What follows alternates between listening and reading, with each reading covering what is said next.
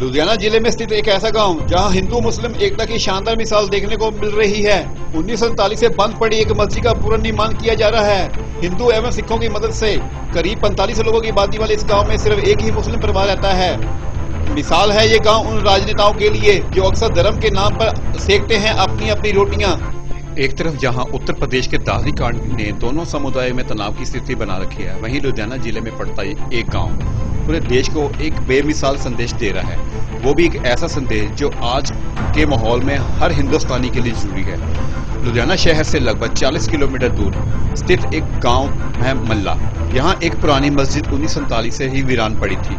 लुधियाना जिले में स्थित ये एक ऐसा गांव है जहां हिंदू मुस्लिम एकता की शानदार मिसाल देखने को मिल रही है, क्योंकि अब इसका पुनर्निर्माण हिंदू तथा सिखों की मदद से किया जा रहा है। इस कार्य में तमाम गांववासी एकजुट होकर इस कदर मशगूल हैं कि सब कुछ देखते ही बनता है।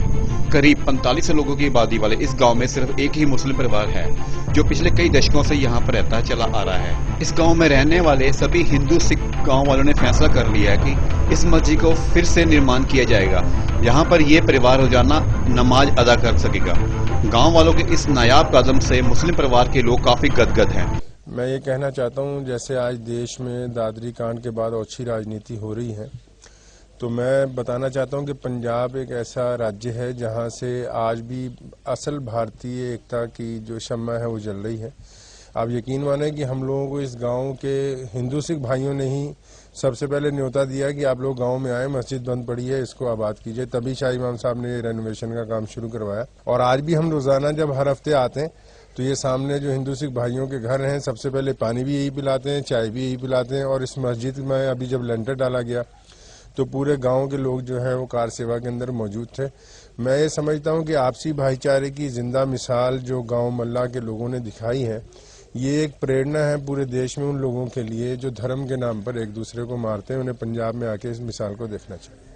इस गांव में रह रहे हिंदू तथा सिख पूरे देश को एकता तथा प्यार का संदेश दे रहे हैं और उनके मुताबिक मानवता से बढ़कर और कोई भी धर्म नहीं होता। इसी से देश में शांति आएगी और इसी से ही देश का विकास होगा। ये जो मस्जिद है, ये हमारे गांव में सभी जाति बरादरी के लोग हैं जो इकट्ठे मिलकर कर रहे हैं इसका प्रबंध, इसकी उसारी कर रहे हैं, जहां सभी जाति के लोग रहते हैं जहां पे, और सारे गांव का सहयोग है इसमें।